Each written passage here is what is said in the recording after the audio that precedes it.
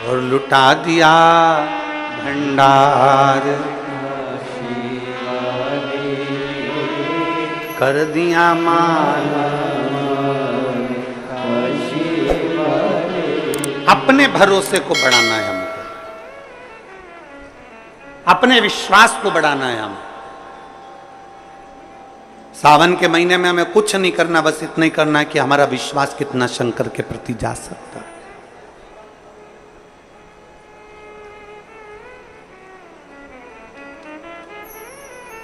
बहुत सारे मिलेंगे आपको जो शंकर जी से आपको दूर करते जाएंगे, बहुत मिलेंगे।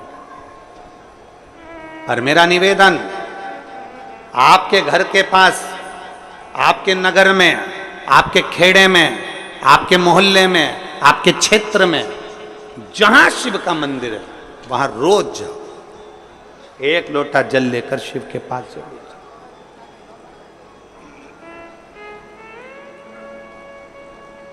उसके दरवाजे तक जरूर पहुंचो।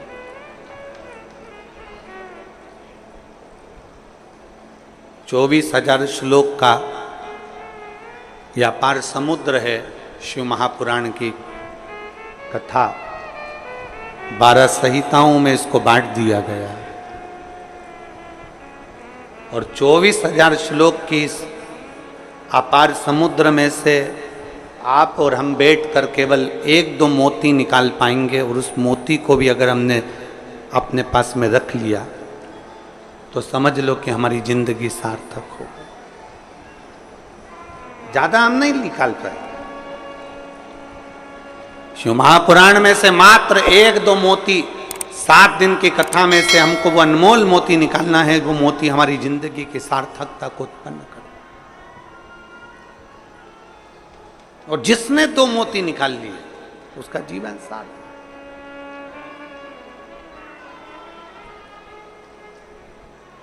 हमें ध्यान देना है कि हमारा मन, हमारा चित्त भगवान की ओर स्थिर हुआ कि नहीं। गेहूं पिसवाते हो? अरे बोलो तो जम के तो बोलो। पिसवाते हो? रोटी बनाते हो? खाते हो? गेहूं की पीसने की जो चक्की होती है ना, उसमें 2 पार्ट लगे होते हैं। एक पार्ट फिक्स और दूसरा पार्ट, जम के बोलो, घूमता रहता। चक्की का जो एक पार्ट होता है वो एकदम फिक्स होता है, एकदम जमा हुआ होता है। दूसरा पार्ट घूमता रहता है, तब जाकर वो गेहूं चावल पिसाता है। और अगर दोनों पार्ट घूमने लगेंगे तो पिसाएगा क्या? नहीं। चक्की का एक पार्ट स्थिर है और दूसरा पार्ट घूम रहा है। उसी तरह इस शरीर के भी 2 पार्ट हैं, एक मन, दूसरा ये शरीर। शिव महापुराण की कथा कहती है मन को शंकर के चरणों में स्थिर रख लो और ये शरीर घूमने दो, परमात्मा को मिलने में देरी नहीं लग सकती। मन स्थिर रखो। हम मन को स्थिर नहीं रख पाते। हम मन को जिस दिन स्थिर रख लेंगे, हम मन को जिस दिन पकड़ लेंगे, हम जिस दिन मन को हम स्थिरता में लाकर खड़ा कर देंगे, जिस दिन हमने मन की स्थिरता को निश्चित कर दिया, जिस दिन हमने मन को स्थिर कर दिया, फिर ये शरीर कहीं पर भी जाए, ये शरीर कहीं पर भी पहुंचे, अगर मन स्थिर हो गया तो फिर शरीर भी इधर उधर नहीं जा सकता। मन की स्थिरता। किसी किसी घर में बच्चों को इतने अच्छे संस्कार दे दिए जाते हैं, किसी किसी घर में बच्चों को इतना अच्छा ज्ञान दे दिया जाता है कि बच्चा किसी के साथ भी रहे उसका मन कभी बिगड़ता नहीं।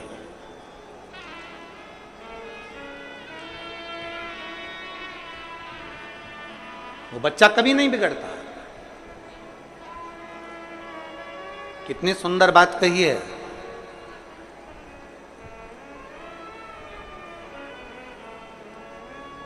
कैकेयी मंथरा अयोध्या में रहने के बाद भी नहीं सुधरे और वो विभीषण रावण की लंका में रहने के बाद भी बिगड़ा नहीं है। नहीं बिगड़ा।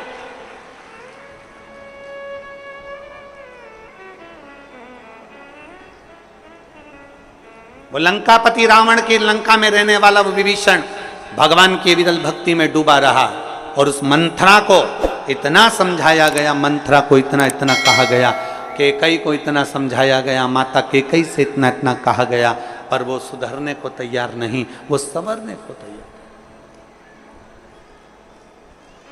अपने मन को स्थिर बनाओ। आपके बच्चों को बाल्यावस्था में जो संस्कार दिया जाए वो संस्कार इतना प्रबल होना चाहिए कि हमारे बच्चे, ये उसका शरीर, हमारे बच्चों का शरीर, हमारे बच्चे कहीं पर भी रहें, ये शरीर उसका कहीं पर भी रहे, मित्र कोई भी बने, दोस्त कोई भी बने, कहीं पर भी जाए, कहीं पर भी बैठे, किसी भी होटल में जाएं, कहीं पर भी बैठें, पर तुम्हारे घर के संस्कार की मूलता इतनी प्रबल होना चाहिए, तुम्हारे बच्चों का मन इतना स्थिर होना चाहिए कि नहीं, मेरे पापा के संस्कार ऐसे हैं, मेरी मम्मी के संस्कार ऐसे हैं, मेरी महतारी के संस्कार ऐसे हैं, मेरे पिता के संस्कार ऐसे हैं, मैं अपने पिता को धोखा नहीं दे सकता, मैं अपनी माँ को धोखा नहीं दे सकती, मैं गलत जगह पर भटक नहीं सकती, मैं गलत जगह पर जा नहीं सकती। ये हमारे मन की स्थिरता बताती।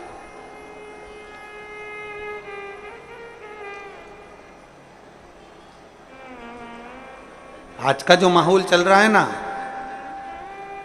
ये मेरी जीजियों और मेरे जितने जीजा बैठे हैं वो भी सावधानी से सुने। आज का जो माहौल चल रहा है, मोबाइल का नेटवर्क मालूम पड़ जाता है कि कहां है, मोबाइल का नेटवर्क मालूम पड़ जाता है कि कहां है, पर घर के बच्चों का नेटवर्क मालूम नहीं पड़ पाता कि वो कहां है।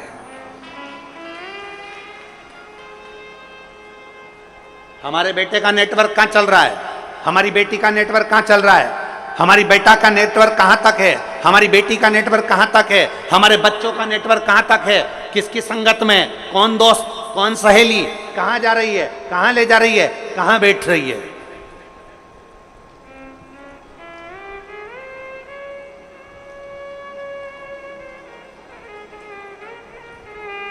नेटवर्क कहां है। गुरु नानक देव जी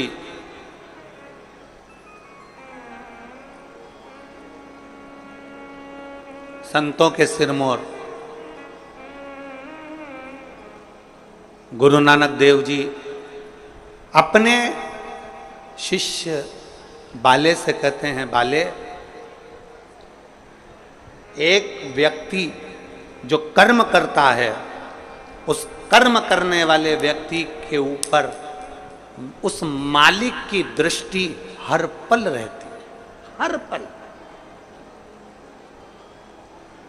जैसे आज की भाषा में कहें कि दुनिया के लोग कहीं पर भी रहें, वो सोचते हैं कि हमने जो करा वो परमात्मा ने नहीं देखा, हमने जो किया वो भगवान ने नहीं देखा। हम पुण्य करते हैं तो सारी दुनिया में डोंडी पीट देते हैं, और हम पाप करते हैं तो किसी से नहीं कहते, छुपा लेते हैं, उसको लगता है कि मैंने किसी से नहीं कहा। गुरु नानक देव जी कहते हैं, बाले, हमारे एक एक कर्म पर हमारे ईश्वर की, उस परमात्मा की दृष्टि हमेशा रहती है। मोबाइल का नेटवर्क मालूम पड़ सकता है कि कहां है, पर आज के बच्चों का नेटवर्क मालूम नहीं पड़ पाता कि बच्चे कहां, किससे बात कर रहे हैं, मोबाइल में किससे चैटिंग कर रहे हैं, किससे बात की जा रही है, कौन है, कौन सहेली है, कौन दोस्त है, कौन व्यक्ति कैसा है, उसको नहीं मालूम पड़ता।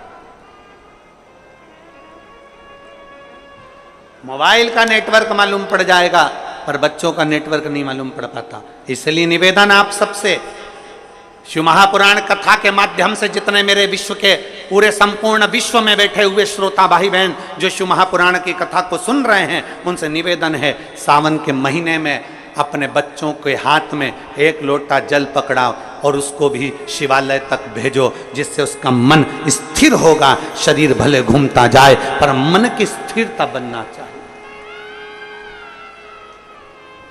शरीर भले घूमे पर मन की स्थिरता हो,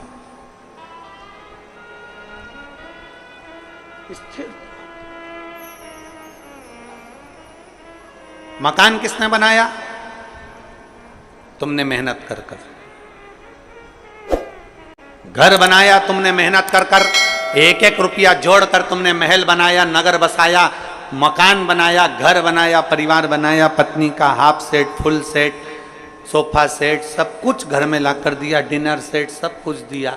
उसके बाद भी मनुष्य अगर घर में अपसेट रहे तो ऐसे सेट का कोई मतलब नहीं। उसके बाद भी अगर अपसेट हो तो उसका कोई मतलब नहीं। का जमाना दूसरा था, आज का जमाना दूसरा है। पहले बहुत यज्ञ करना पड़ता था, अनुष्ठान करना पड़ता था, तब करना पड़ता था, साधना करना पड़ती थी, तब भगवान प्रसन्न होते थे, प्रकट होते थे। आज के समय में बहुत यज्ञ करने की जरूरत नहीं, तप करने की जरूरत नहीं, साधना करने की जरूरत नहीं। आज के जमाने में तो केवल भगवान शंकर को एक लोटा जल चढ़ाओ और बम बम भोले बोल दो, मेरा देव अधिदेव महादेव तुम्हारे भंडार भरना प्रारंभ कर देता है। इतना सरल है। वो समय गया।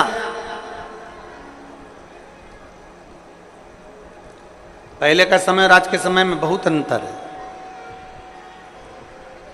पहले जितने काम होते थे वो ऑफिस में किताबों पर, कॉपियों पर, रजिस्टर में लिख कर होते थे।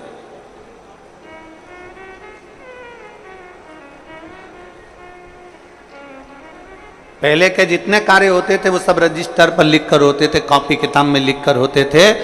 अब धीरे धीरे धीरे धीरे वो काम कम होता चले गया और लैपटॉप पर, कंप्यूटर पर वो सारा काम, वो सारा डाटा उस पर आ गया।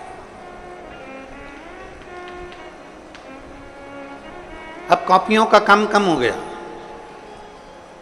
अब लिखा पढ़ी का काम कम हो गया और कंप्यूटर का, लैपटॉप का जमाना आ गया। लैपटॉप पर लोग लिखने लगे, कंप्यूटर पर लोग नोट करने लगे और उसको पूरा की पूरा डाटा उतारने लगे। पहले जो काम 2 महीने में होता था, अब वो काम केवल 1 हफ्ते में, 5 दिन में, 3 दिन में, 7 दिन में हो जाता है। अब जरा विचार करो, पहले का समय था कि डायरी लेकर चलना पड़ता था, पहले का समय था किताब लेकर चलना पड़ता था, पहले का समय था रजिस्टर लेकर चलना पड़ता था। अब तो लैपटॉप लेकर चलते हैं, पूरा डाटा एक क्लिक करते ही सामने आ जाता है। तो पहले निर्णय लेने में 2 महीना, 3 महीना, 4 महीना, 5 महीना, 6 महीना लग जाता था। आजकल एक क्लिक करो और मालूम पड़ जाता है कि व्यक्ति का जीवन क्या है, व्यक्ति का स्वरूप क्या है, कहाँ से आया है, कौन है, कैसा है, एक क्लिक से। पहले निर्णय लेने में 2-3 महीने लगते थे, आज निर्णय लेने में 2-3 महीने नहीं लगते। केवल लैपटॉप उठाया, चेक करा और क्लिक करा। अब पहले का समय इतना लगता था, आज के समय में समय नहीं लगता, तुरंत काम हो जाता है। उसी तरह सतयुग में, त्रेता में, द्वापर में भगवान का जो यज्ञ होता था, अनुष्ठान होता था, हजारों हजारों वर्ष तक लोग तप करते थे, साधना करते थे, भगवान की भक्ति करते थे। हजारों वर्ष तक लोग मौन होकर बैठे रहते थे। हजारों वर्ष तक शरीर पर राख, मिट्टी जम जाती थी, बॉबी बन जाती थी शरीर की। इतना तप, इतना यज्ञ, इतना अनुष्ठान करते थे, तब भगवान प्राप्त होता था। पर जैसे आज के जमाने में लैपटॉप एक क्लिक करो और तुम्हारा डाटा सामने आ जाता है, तुमने क्या करा तुम्हारे सम्मुख में आ जाता है। उसी तरह आज के समय में, कलिकाल में, एक लोटा जल महादेव को चढ़ा दो, सारा डाटा तुम्हारे सामने भगवान शिव की कृपा के रूप में आ जाता है। केवल एक लोटा जल। और अभी सावन में कितना? जम के बोलो जरा, 2 लोटा। पूरे वर्ष 1 लोटा और सावन महीना 2 लोटा जल। क्योंकि चातुर्मास में, सावन के महीने में हमारी भक्ति दुगनी होना चाहिए, हमारा भजन दुगना होना चाहिए, हमारा कीर्तन दुगना होना चाहिए, हमारा मंत्र जाप दुगना होना चाहिए।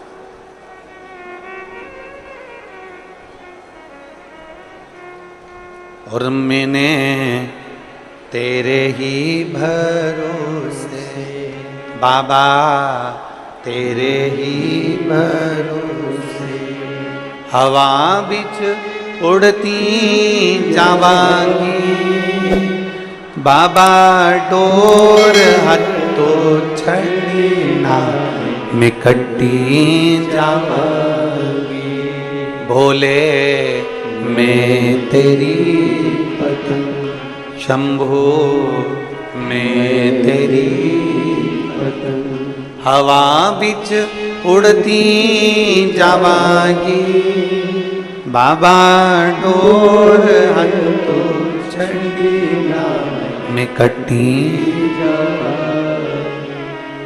अपनी भक्ति को दुगना करिए, अपने विश्वास को दुगना करिए, अपनी दृढ़ता को दुगना करिए।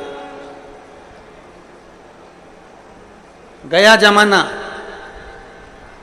जब किताबों से, डायरियों से, लिखा पढ़ी से काम होता था, आज का जमाना लैपटॉप का है, तुरंत काम होता है।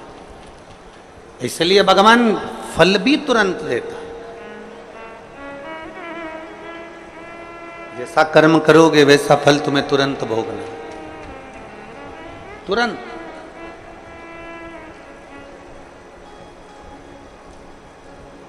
और बहुत विश्वास के साथ में ये सावन का महीना मिला है, बहुत विश्वास के साथ। छत्तीसगढ़िया जम के, जरा जम के, छत्तीसगढ़िया सबले बढ़िया।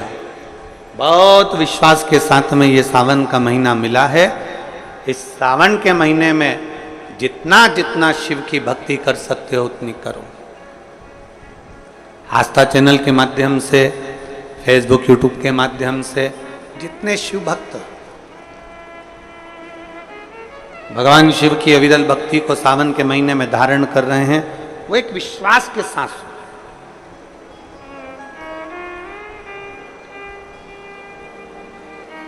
एक भरोसे के साथ। अभी हम जहाँ रुके हैं न्यू कुर्सी पार, कुर्सी पार है कि कुर्सी पार है? हाँ तो तुम समझ गए ना? हाँ ठीक है। हम जहाँ रुके हुए हैं न्यू कुर्सी, हाँ तुम समझ लेना, कुर्सी कुर्सी एक ही बात है, ठीक है। हम न्यू डैश डैश डैश पार रुके हैं। तो वहाँ जिस भवन में हम रुके हैं अग्रसेन अग्रवाल समाज का, तो सुबह सुबह लगभग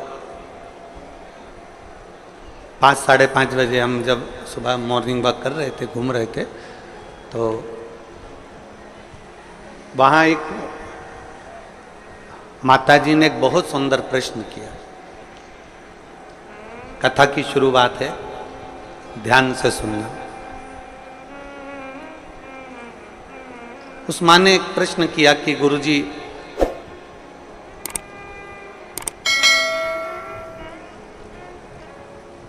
हम एक संस्था से जुड़े हैं और वो संस्था कहती है कि भगवान शंकर की पूजन मत करो, मूर्ति पूजन मत करो, शिव जी को जल मत चढ़ाओ, शंकर जी को अभिषेक मत करो, मूर्ति पूजन बंद करो। क्यों मूर्ति की पूजन करो? हम उस माता जी के पूरे शब्द सुनते जा रहे थे और अपना वो हाल में घूमते जा रहे थे। गुरुजी, हम जिससे जुड़े हुए हैं वो बोलते हैं कि मूर्ति पूजन मत करो, और आप कहते हो कि शंकर जी को एक लोटा जल चढ़ाओ।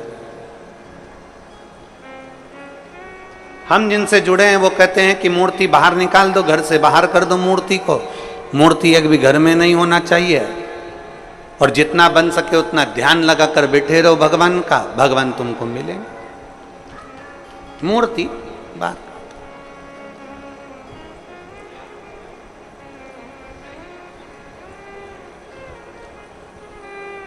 हमने उस माँ से कहा, तुम जिस भी संस्था से जुड़े हो हमें उससे मतलब नहीं है।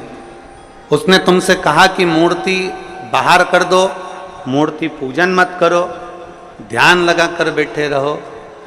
हमने उस माँ से सुबेरे सुबेरे तो ये बात नहीं कही, क्योंकि उसने जो प्रश्न किया था वो सुबेरे सुबेरे उसका उत्तर देने के लिए हम नहीं दे पा रहे थे।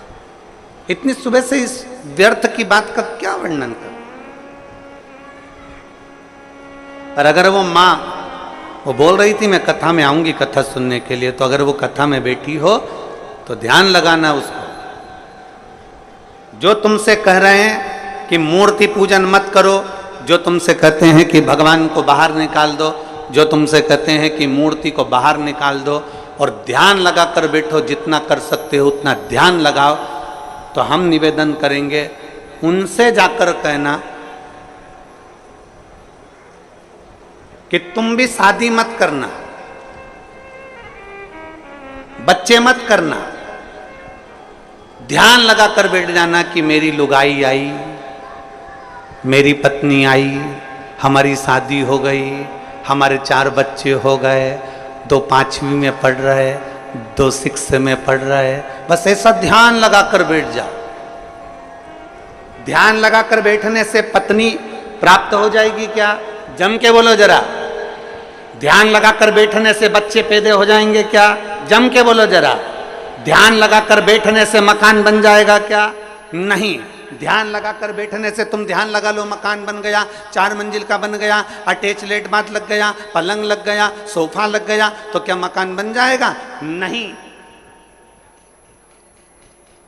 उसके लिए तुम्हें ध्यान से हटकर थोड़ी परिश्रम करना पड़ेगा, तब मकान बन पाएगा। थोड़ा परिश्रम करना पड़ेगा तब जाकर कोई कार्य हो पाएगा। थोड़ा परिश्रम करना पड़ेगा तब तुम आगे बढ़ पाओगे। ध्यान रखना, जो कहते हैं कि मूर्ति पूजन मत करो, हम उनसे कहते हैं एक बार मेरे शंकर भगवान पे लोटा भर के जल चढ़ा कर देख, तू खुद अपने आप मूर्ति पूजन में लीन होता चला, अपने आप लीन होता। कोई लेट बनता है, कोई जल्दी बनता है। शिव को जल चढ़ाने वाला एक दिन सेठ जरूर बनता है। सेठ जरूर बनेगा। थोड़ा समय लग सकता है, थोड़ा समय लगेगा।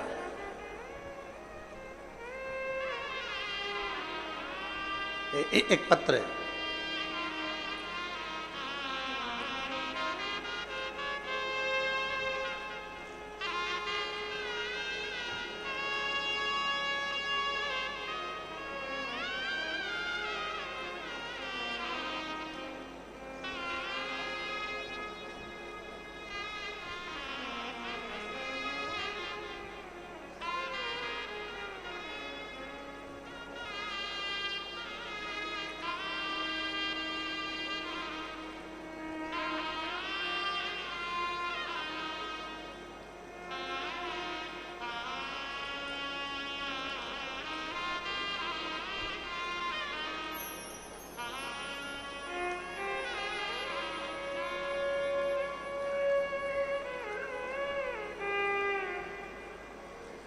मेरा नाम मनीराम देवांगना।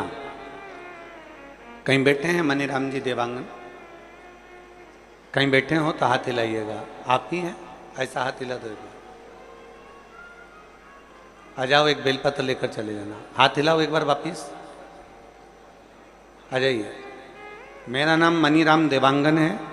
मैं भाटापारा जिला बालोदा बाजार, भाटापारा छत्तीसगढ़ का निवासी हूँ। मेरा मोबाइल नंबर ये है। एक लोटे जल का मैं क्या वर्णन करूं। मैं कपड़े की फेरी लगाता हूं। साइकिल पे कपड़ा बांधना, ले जाना, बेचना। 1 साल से मेरी कपड़े की फेरी ठीक नहीं चल रही। इतना दुखी हो गया कि भोजन के भी लाले पड़ने लगे। बड़ी मुश्किल से जिंदगी चलने लगी। अब करूं तो करूं क्या।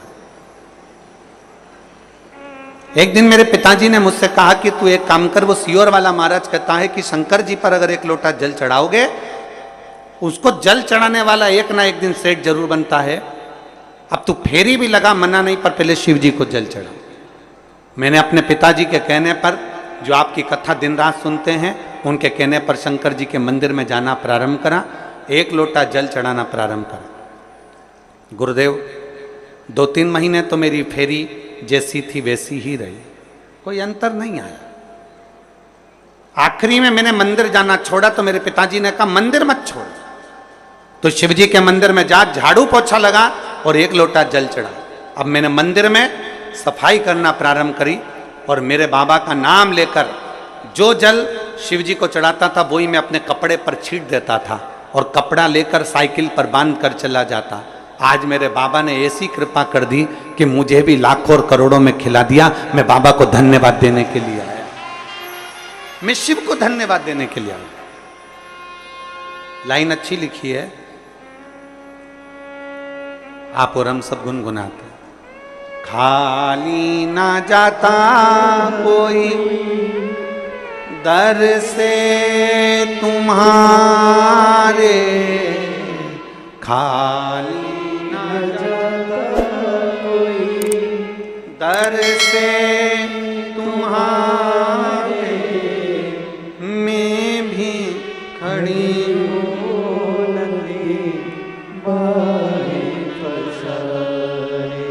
अपने हृदय से लगा लो, गिरा जा रहा हूँ उठा लो, भोले अपने दर से अब तो ना टालो, गिरी जा रही हूँ उठा। कोई लेट बनता है, कोई जल्दी बनता है, पर शिव को जल चढ़ाने वाला एक दिन सेठ। थोड़ा समय लग सकता है, थोड़ा समय लगेगा, थोड़ा समय लग सकता है, पर यदि तुम्हारा विश्वास पक्का है, यदि तुम्हारा भरोसा पक्का है, यदि तुम्हारी दृढ़ता पक्की है, आपका भरोसा यदि पक्का है, विश्वास यदि पक्का है, हम तो कहेंगे कबाड़ा बेचने वाला हो, फल का ठेला लगाने वाला हो, पान की दुकान लगाने वाला हो, चाहे छोटे से छोटा काम करने वाला व्यक्ति भी हो, और अगर वो शंकर जी के मंदिर में जाकर एक लोटा जल चढ़ा रहा है, सफाई कर रहा है, तो ये विश्वास मानना 2 महीना, 3 महीना, 4 महीना, 6 महीना, 1 साल इंतजार जरूर करना। मेरा बाबा तुम्हारा वो जल चढ़ाने वाला हाथ एक दिन पकड़ लेगा और तुमको खींच कर आगे बढ़ा ही देगा, ये निश्चित है। थोड़ा समय लग सकता है,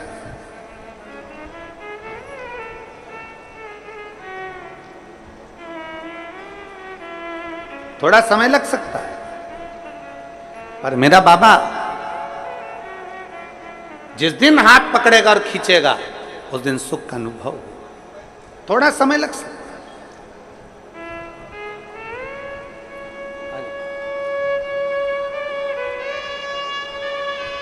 एक विश्वास, साइकिल पे कपड़ा बांध कर बेचने वाले के लिए भी शंकर ऐसी अविरल भक्ति पैदा कर दिया कि उस बच्चे ने लिखा है कि मुझे भंडार भरकर इतना दे दिया मेरे बाबा ने कि मुझे कमी।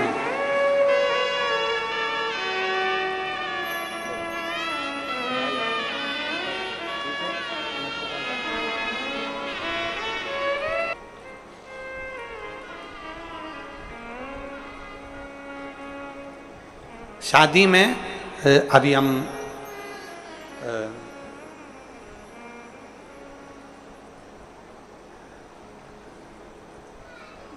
बीच में कथा थी एक महाराष्ट्र में, तो हम एक शादी में गए, वो नहीं माने कि वो बेटी ने जिद कर ली कि नहीं गुरुजी नहीं आएंगे तो मैं वरमाला नहीं डालूं, फेरे नहीं करूं, फिर हमको जाना पड़ा।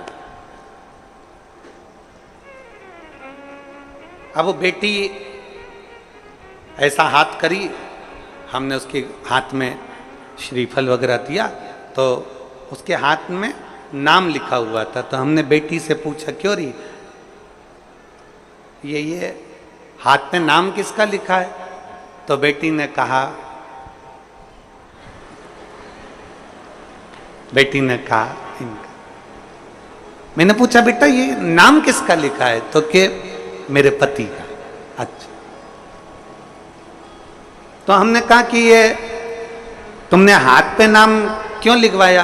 तो वो बोली कि मैंने जब मेहंदी मंडवा रही थी तो मेरी जो चाची जी हैं वो बोली कि हाथ में अगर पति का नाम रहता है तो पति मुट्ठी में रहता है।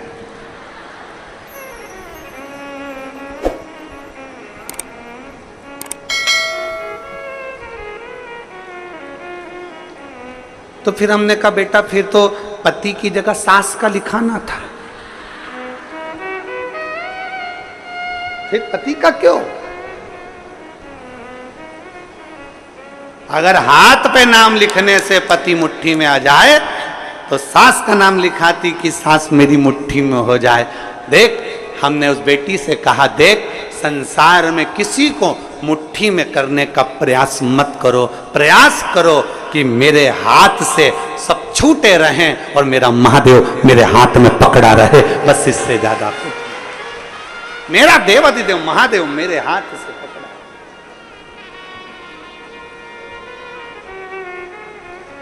मेरा शिव मेरा बना रहा है, उससे ज्यादा मुझे कुछ नहीं चाहिए। हम संसार के लोगों को अपना बनाने का प्रयास कर रहे हैं, हम संसार के लोगों को अपना बनाने का प्रयास कर रहे हैं, हम संसार के लोगों को अपना जोड़ने का प्रयास कर रहे हैं, हम संसार के लोगों को ये विचार करते हैं ये परिवार नाते रिश्ते कुटुंब कबीले सब मेरे बनते चले जाएं। शिव पुराण कहती है हम जितना जितना संसार के लोगों को अपना बनाने का प्रयास करेंगे ये हमसे दूर हटते चले जाते हैं। इसलिए प्रयास ये करो कि हमारा शिव, हमारा शंकर, हमारा ओघड़दानी, मेरा देव अधिदेव महादेव, मेरा शंभु, मेरा त्रिकालदर्शी, मेरा शिव हमारा बन जाए, बाकी की दुनिया भले जाए तो जाए। और शंभु शरणे पड़ी मांगू घड़ी रे दुख काटो दया करीन दर्शन शंभु शरणे पड़ी मांगू घड़ी रे दुख काटो दया करीन दर्शन। हम शिव को अपना बना, हम शंकर को अपना बना।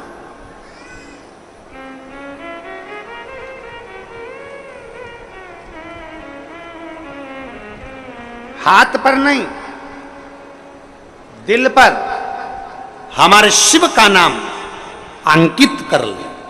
श्री शिवाय नमस्तुभ्यम जब हमने अंकित कर लिया तो हमारे हर पल, हर घड़ी, हर क्षण, हर श्वास में शिव रमेगा।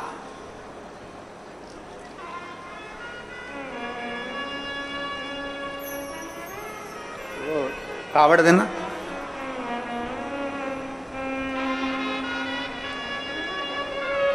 कावड़ देखिए आप लोगों ने, ये कावड़, इसमें दो तो पानी के कलश रहते हैं, दो पानी के लोटे रहते हैं, भक्ति की डोरी बंधी होती है, और एक बांबू, एक बांस लगा रहता है। इसमें मूलतः डंडे का प्रयोग में बांस का प्रयोग किया जाता है। इसमें मूलतः इस कावड़ में डंडे के प्रयोग की जगह बांस का, बांबू का। इधर छत्तीसगढ़ में क्या बोलते हैं? बांस बोलते हो, बांबू बोलते हो? बांस। महाराष्ट्र में बांबू बोलते हैं इसको, बांबू। मूलतः प्रयोग होता है। अब जब हम इस कावड़ में अगर देखें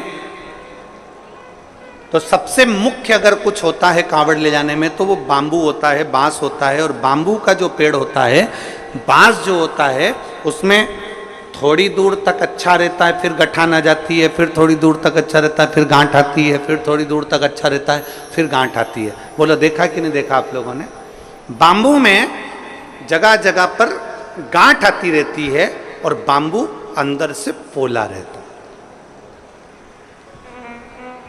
कोई कोई बाम्बू, कोई कोई बांस ठोस भी होता, पर कितना भी ठोस हो बांस, उसके अंदर थोड़ा ना थोड़ा पोलापन रहता ही रहता है।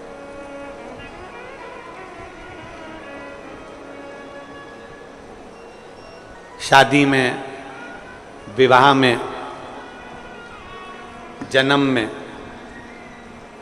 मरण में, मृत्यु के समय पर भी बांबू का बांस का प्रयोग किया जाता है आखिरी तक।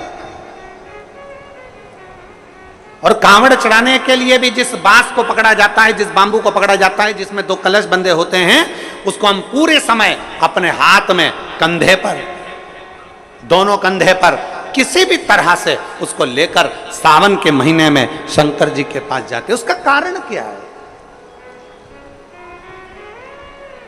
क्यों, किस लिए? और बोलते बोलते जा रहे हैं, बोल बम बोल बम बोल बम बोल बम बोल बम बोल बम बोल बम, बोलते बोलते।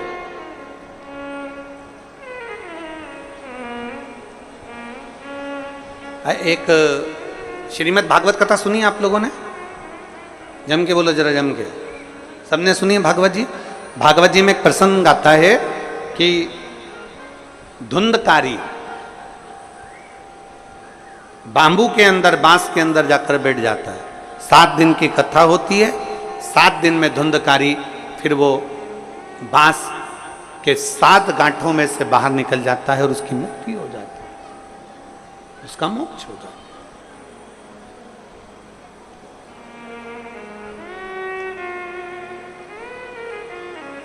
एक बांस कंधे पर लिया, 2 लोटे, 2 कलश उसमें बंधे, और उसको हमने पकड़कर बोल बम बोल बम बोल बम बोल बम बोलते बोलते बोलते बोलते चल।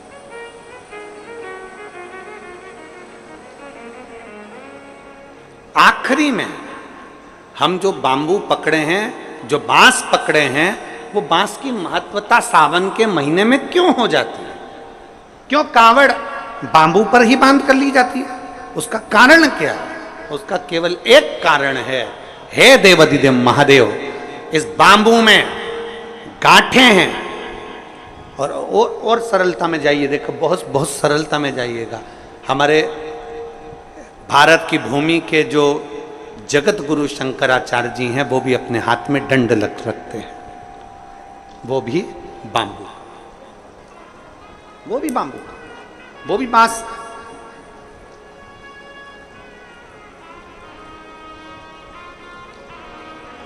वो भी बांस का है। कंधे पर कावड़ ली और कावड़ लेकर जब हम चले, हम पकड़कर बोल बम बोलते बोलते जा रहे हैं, उस कावड़ के डंडे को पकड़े हैं और आखिरी में शिव जी के मंदिर में जाकर भगवान शंकर को जल अर्पित करते हैं।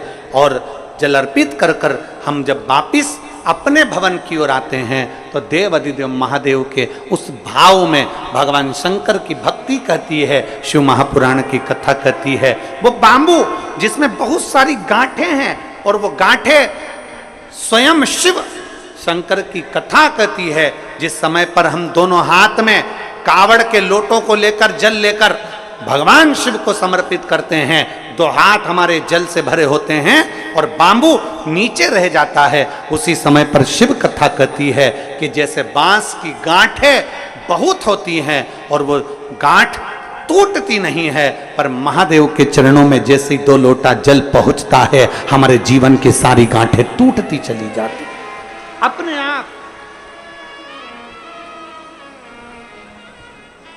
कई लोग छत्तीसगढ़ से मालूम नहीं जाते कि नहीं जाते, हमें नहीं मालूम, पर देवघर, बाबा धाम छत्तीसगढ़ से जाते हैं लोग बाग? हाथ उठाओ जरा, जाते हैं?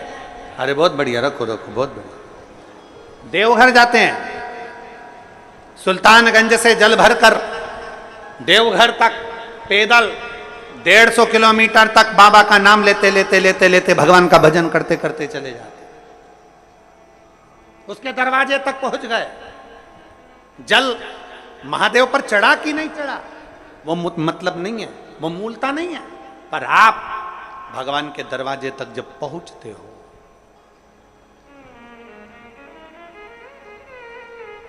आप भगवान के द्वार तक जब पहुंचते हो तो भगवान उसको स्वीकार करते हैं।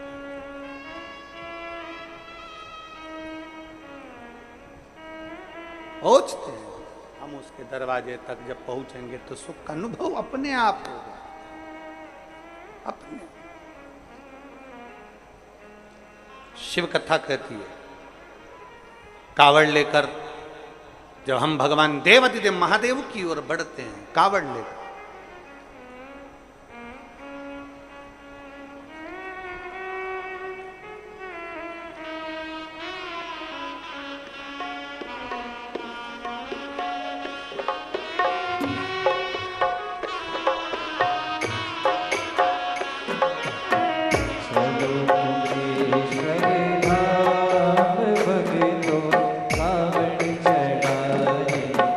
चलो कुबेश्वर धाम चल कर,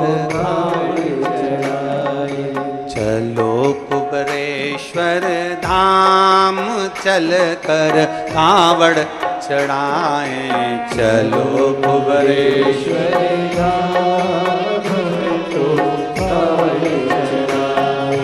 कावड़ चढ़ाए मेरे भोले को रिझाए, कावड़ कावड़ चढ़ाए शिव शंकर को रिझाए, कावड़ चढ़ाए शिव शंकर को रिझाए। अरे चलो कुबेश्वर धाम चल के कावड़ चढ़ाए, चलो कुबेश्वर चलो चलिए कुबेश्वर धाम चल के कावड़ चढ़ा, चलो कुबेश्वर धाम चल के। अपने स्थान पर बैठकर भगवान शिव जी से अपने मन की बात, सावन का महीना और श्रावण के महीने की ये प्रथम शिव महापुराण की कथा, बड़े भाव से प्रथम दिवस, अपने दिल से बाबा से अपने मन की बात कहिएगा, भाव से दिल से बाबा से प्रार्थना। जहां जगह मिले वहां बैठकर, पीछे वाले अगर कीचड़ हो रहा हो तो खड़े खड़े छातों के नीचे, और जो अंदर बैठे हैं जिनको जगह है वो बैठकर बाबा से अपने मन की बात करें। बड़े भाव के साथ में आपकी आवाज हमारे तक पहुंचना चाहिए, दिल से बोलिएगा बाबा से।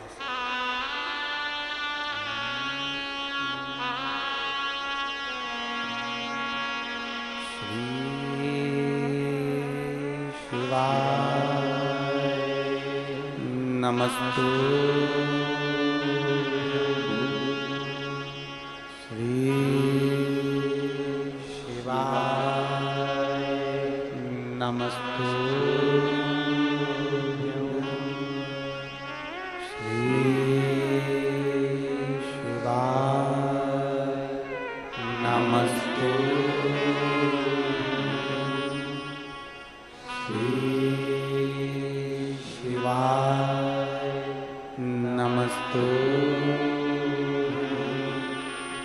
श्री शिवाय नमस्तु, भोला सब दुख काटो भार, ओ भोला सब दुख काटो भार। शिव शंकर जपू तेरी माला, भोले बाबा जपू तेरी माला, भोला सब दुख काटो भार।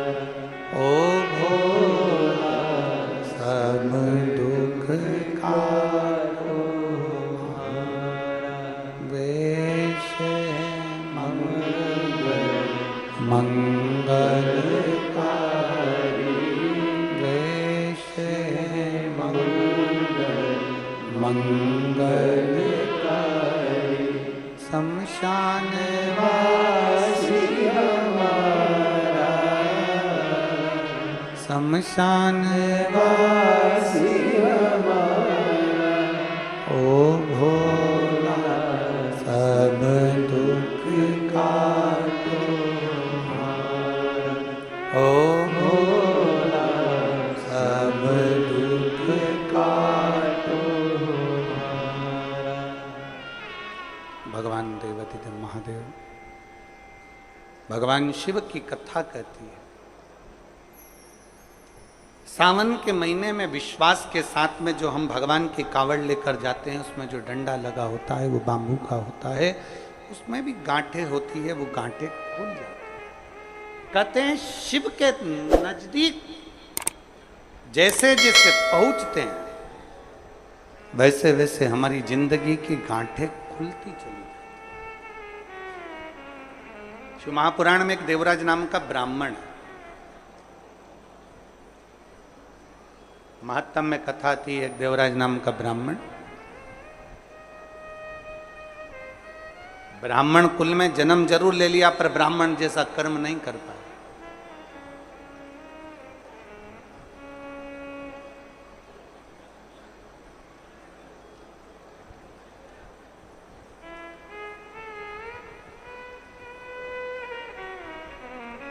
एक व्यसन, एक वासना, एक निंदा। ब्राह्मण भले ब्राह्मण कर्म कर रहा है कि नहीं कर रहा है, शास्त्र पढ़ रहा है कि नहीं पढ़ रहा है, वेद पुराण पढ़ रहा है कि नहीं पढ़ रहा है, भगवत भजन कर रहा है कि नहीं कर रहा, मूल वो नहीं है। व्यसन, वासना और निंदा। ब्राह्मण अगर ये तीन चीजों से दूर है, कौन कौन सी तीन चीजें, जम के बोलो जरा। पहले नंबर पर है व्यसन। कोई गलत व्यसन में तो नहीं पड़ा है, मांस मदिरा गलत चीज, कोई बहुत मालूम पड़े व्यसन में डूबा रहता हो, तो ऐसा ब्राह्मण की मूलता नहीं। व्यसन, वासना, पर स्त्री को मां के तुल्य देखे, पर कन्या को बेटी के तुल्य देखे, उसके नेत्रों में कहीं वासना ना हो। एक व्यसन, दूसरा वासना और तीसरे नंबर पर है निंदा। अगर कोई ब्राह्मण के कुल में जन्मा है और वो निंदा से दूर है, बुराई से दूर है, किसी की निंदा नहीं करता, किसी के लिए अपशब्द नहीं बोलता, वो ये मान लेता है कि ये संपूर्ण ब्रह्मांड, संपूर्ण सृष्टि उस परमात्मा ने रची है, इसमें अच्छे लोग भी हैं तो बुरे लोग भी हैं, तो निंदा करने से कौन सा लाभ मिलेगा। तीन चीजें अगर ब्राह्मण के पास में है, एक व्यसन से दूर, दूसरा वासना से दूर, तीसरा निंदा से दूर अगर कोई ब्राह्मण है तो समझ लेना वो सारे वेद और पुराण का शास्त्री है, वो मर्मज्ञ। उसने भले वेद पढ़े कि नहीं पढ़े, शास्त्र पढ़े कि नहीं पढ़े, पुराण पढ़े कि नहीं पढ़े, मालूम नहीं। उसने कभी पूजन करी कि नहीं, पता नहीं। उसने कभी मंत्र जाप किया कि नहीं, पता नहीं। उसने कभी संध्या करी कि नहीं, पता नहीं। पर जिस ब्राह्मण, जो ब्राह्मण व्यसन से, वासना से और निंदा से दूर रहता है, समझ लेना वो ब्राह्मण वेद और पढ़े हुए, शास्त्र पढ़े हुए ब्राह्मण के तुल्य होता है। व्यसन से दूर रहे, वासना से दूर रहे और निंदा से दूर।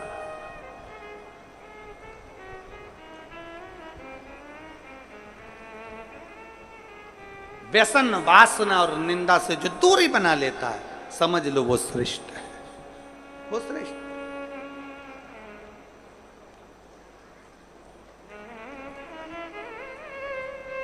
आज के जमाने में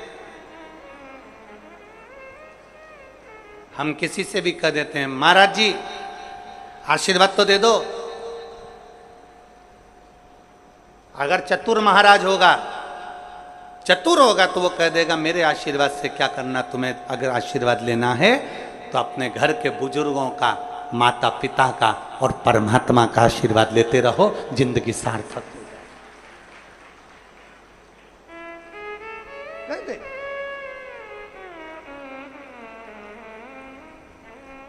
व्यसन में डूबा हुआ कितना बड़ा भी विद्वान क्यों ना हो, कितना बड़ा भी वेद पाठी क्यों ना हो, कितना बड़ा भी शास्त्रों का मर्मज्ञ जानने वाला क्यों ना हो, अगर व्यसन में डूबा है तो वो श्रेष्ठ नहीं। कितना बड़ा भी मर्मज्ञवान हो, कितना बड़ा भी वेद पाठी हो, कितना बड़ी विद्वत्ता हो, अगर वो वासना में डूबा है तो वो श्रेष्ठ नहीं।